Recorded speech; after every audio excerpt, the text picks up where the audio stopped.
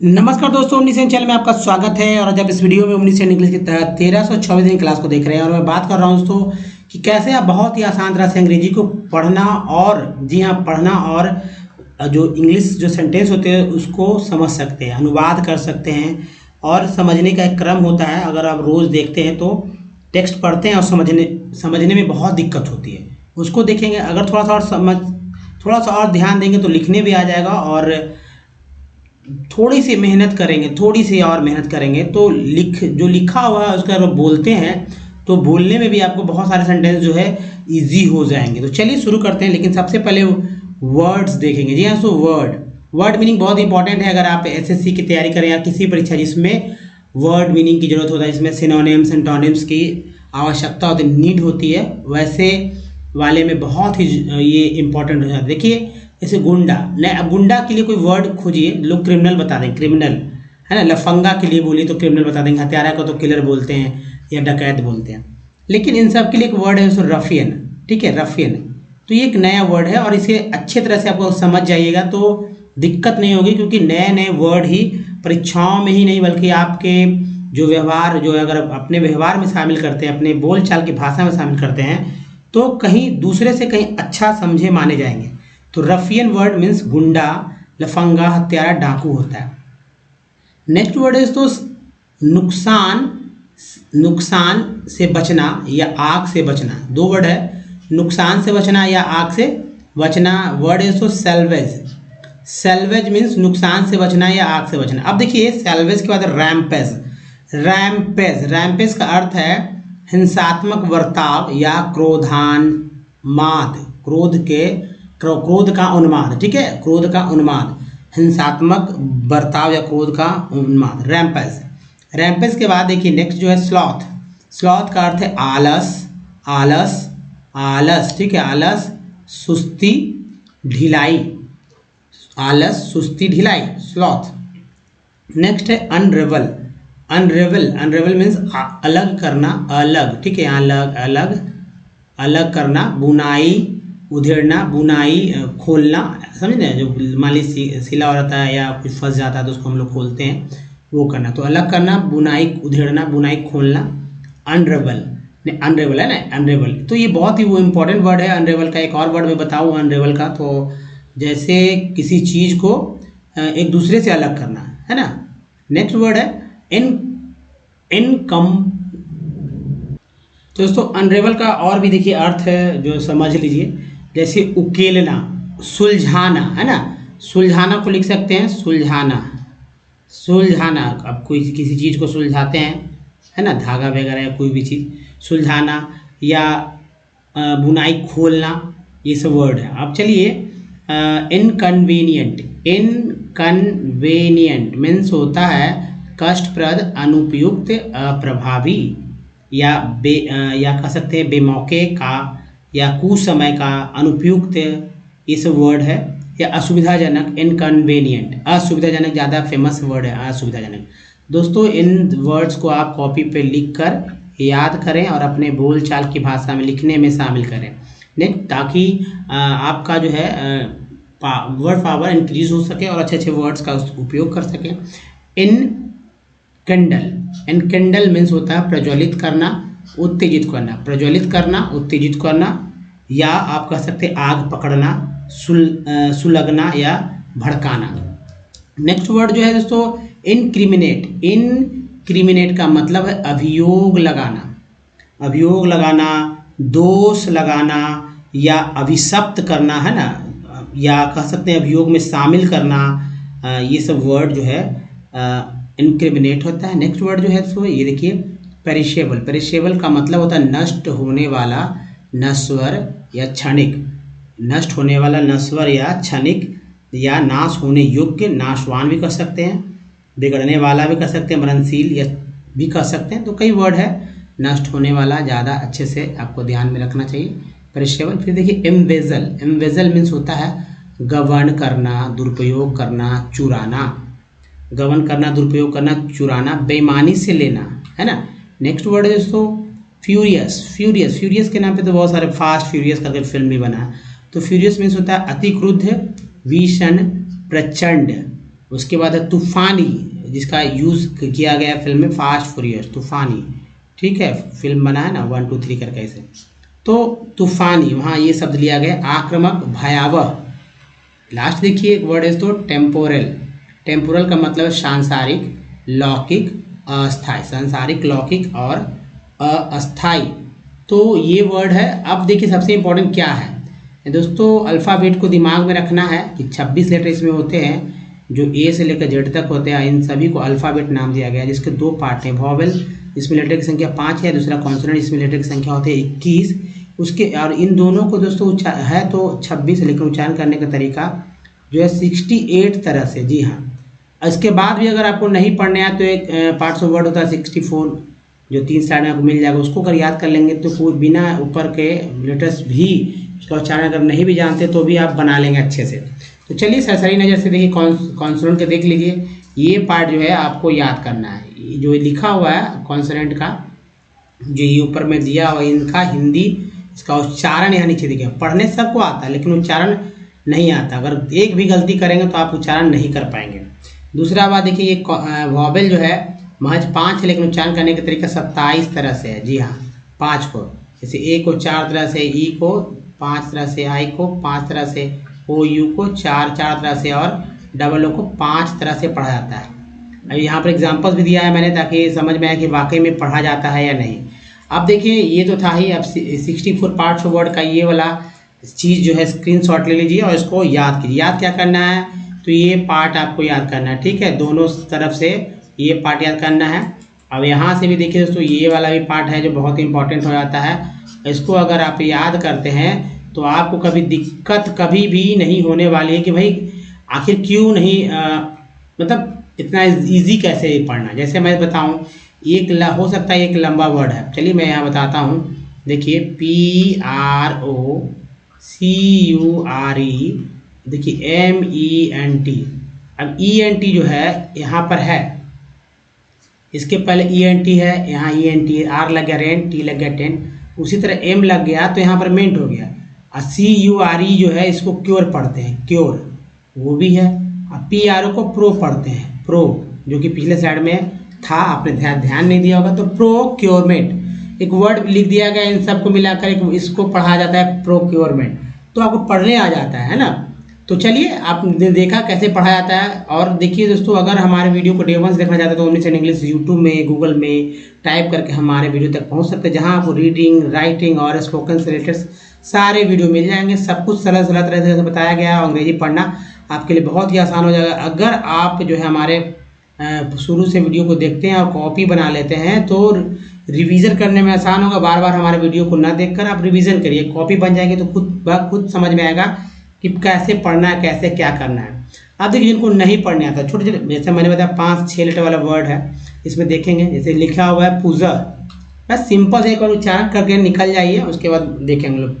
ये पुहस, पुहस के बाद पुहल्स, नेक्स्ट है पूजस, पुग्ड है ना, पुग्ड, पुकर, पुकर के बाद पुक्स, पुक्स के बाद है पुक्की, पुक्की के बाद है पक्का, नेक्स्ट है पुकुस, पुकुस के बाद है पुलाव, ठीक है, नेक्स्ट है पुलस, पुलस के बाद देखिए यहाँ पुल्ड, पुल्ड के बाद है पुलर, फिर पुल्स है पुलिक, पुलिस, पुलका, पुल्क्स, पुल्ला, पुली, पुल्स, पुली और पुलमो।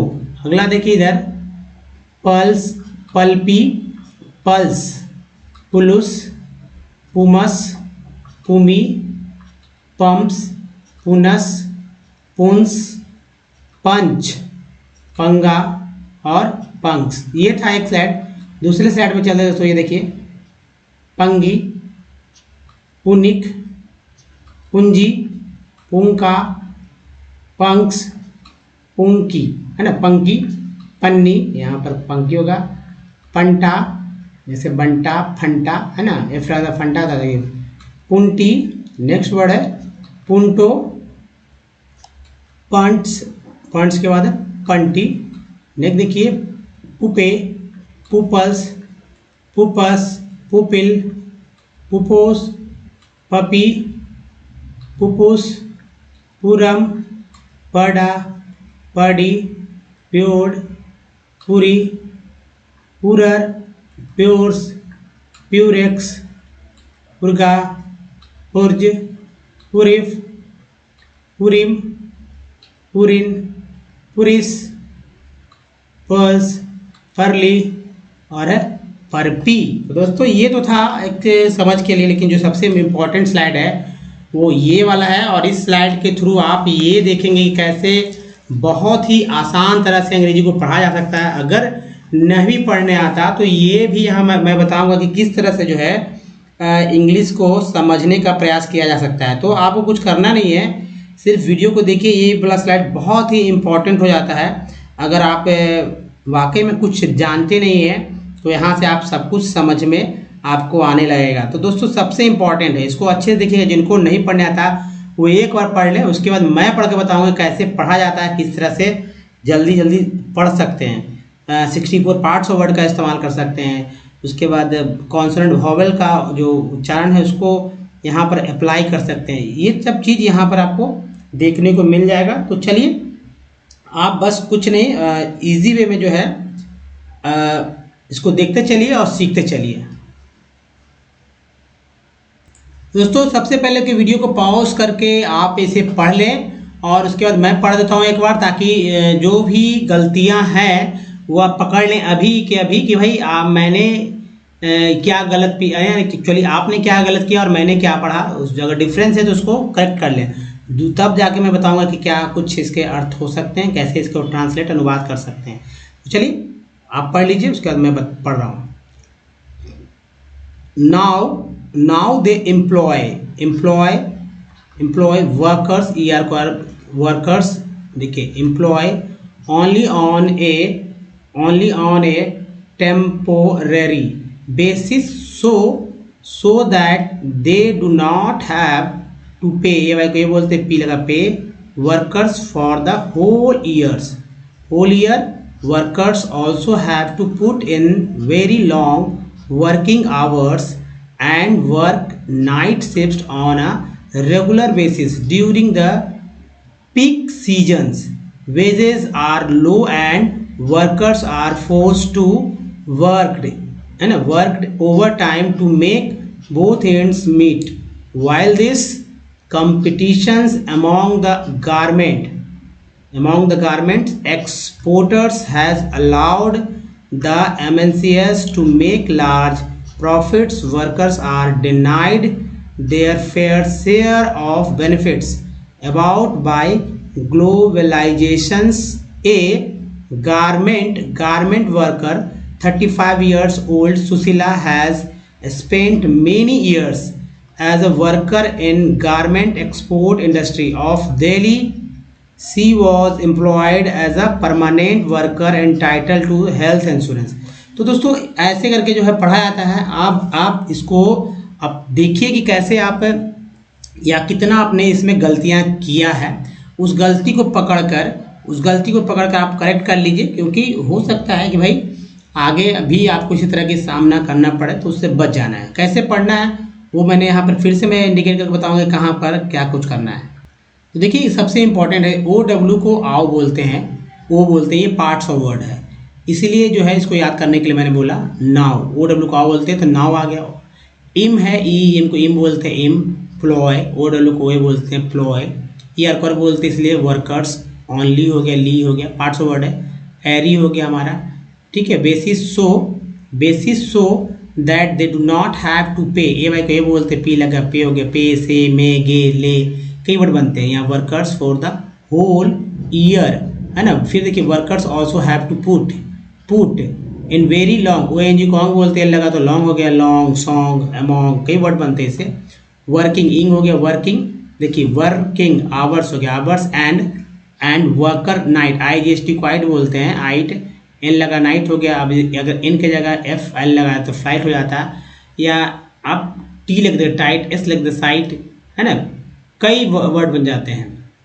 Shifts on a regular basis during the peak season. Peak, EI को ई, पीक। फिर देखिए E A जो है उसको बड़ी ई के रूप में पढ़ते हैं, ठीक है, ई के रूप में। तो अगर प है तो पी और स है तो सी, एस को यहाँ जा बोला गया तो ये पिक हो गया। सीजन, वेजेज, वेजेज, और देखिए ओ डब्ल्यू को वहाँ पर यहाँ शुरू में बोला गया था आओ, लेकिन यहाँ बोला गया ओ, तो इसको पढ़ते हैं लो। And workers are forced to worked overtime to make, A के बाद ई है तो एक ऑप्शन एक के रूप में फिक्स हो गया।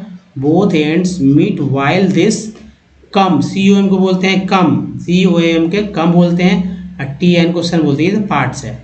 वो एन जी देखिए फिर पार्ट आ गया, the garment, e n t भी पार्ट है, एम लगा मेंट, एक्स भी पार्ट है, ई आर भी पार्ट है।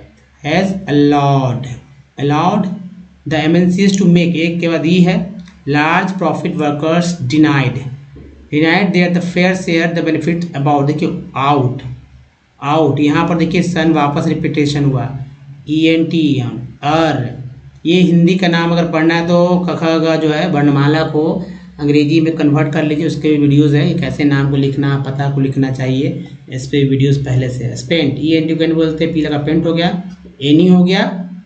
उसके बाद दोस्तों से बस इन है, ये देखिए डेली लिखा हुआ जो कि जैसे ही चलेगा।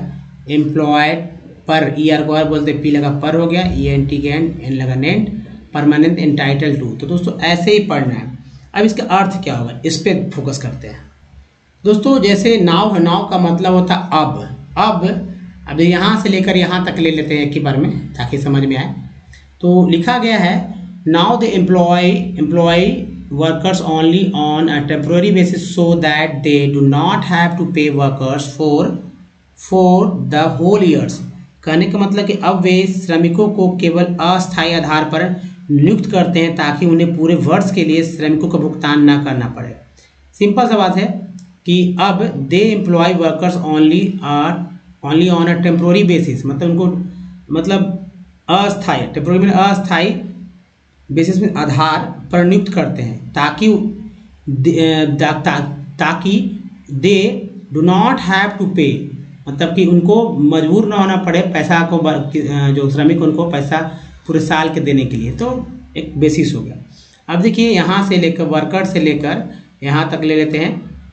Workers also have to put in very long working hours, यानी इसका कहने का मतलब है कि पीक सीजन के दौरान, आगे देखिए, पीक सीजन के दौरान श्रमिकों को नियमित रूप से बहुत लंबे समय तक काम करना पड़ता है, लंबे समय तक, है ना। और देखिए and work night shifts on a regular basis during the peak season. तो यही बात है कि पीक सीजन के दौरान जो है श्रमिकों को नियमित रूप से बहुत लंबे समय तक काम करना पड़ता है और रात की पाली में काम करना पड़ता है, ठीक है। अब यहाँ देखिए वेजेस से लेकर यहाँ तक मिड तक लेंगे। वेजेस आर लो, जो वेजेस का मतलब है कि जो मजदूरी है वो कम है। And worker are force to work over time, इसलिए मजदूरी कम है और वर्कर को मतलब जोर दिया जाता है कि आप अधिक से अधिक समय पर ओवर टाइम करिए, ठीक है, और ओवर टाइम करने के लिए ताकि दोनों खर्चों को पूरा कर सके, ठीक है, मेक देम। अब यहाँ देखिए while this competition among the garment exporters has allowed the MNCs make profits, worker are denied their fair share of benefits about the globalization। इसका मतलब ये हुआ दोस्तों कि जब कपड़ों को देखिए यहाँ से वेजेस है ना, पूरा पद में कपड़ा निर्यातकों के बीच में जो प्रतिस्पर्धा ने जो एमएनसीएस जो है यहाँ पर जो बहुराष्ट्रीय कंपनियों को बड़े पैमाने पर मुनाफा कमाने की अनुमति दी है। वैश्वीकरण, ठीक है, ग्लोबलाइजेशन की बात हो रही है, तो वैश्वीकरण के कारण श्रमिकों को उनके उचित लाभ से वंचित कर दिया गया है। अब यहाँ देखिए गारमेंट, यहाँ से मैं बताऊँ आपको कि ए गारमेंट वर्कर, एक जो है गारमेंट मीन्स परिधान है ना, या कपड़ा आप समझ लीजिए।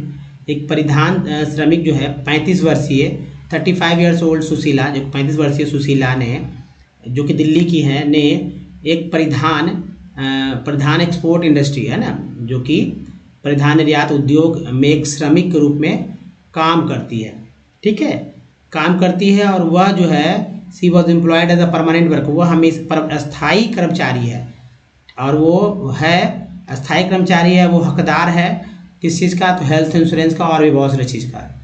तो दोस्तों इस तरह से जो है आप समझ सकते हैं। अगर कोई दिक्कत है तो फिर से इसे आप वापस बैक करके थोड़ा सा वीडियो को देख लीजिए, 2-3 बार देखेंगे तो आपको क्लियर हो जाएगी कि क्या लिखा हुआ है। दोस्तों इस वीडियो में बने रहने के लिए आपका बहुत बहुत धन्यवाद। वीडियो अच्छा लगा तो लाइक कीजिएगा और कम से कम कुछ लोगों को शेयर जरूर कीजिए ताकि और भी लोग सीख सकें। नए चैनल को सब्सक्राइब कीजिए, घंटी को दबाइए आने वाले वीडियो के लिए। इस वीडियो में बने रहने के लिए फिर से आपका बहुत बहुत धन्यवाद। Thanks for watching.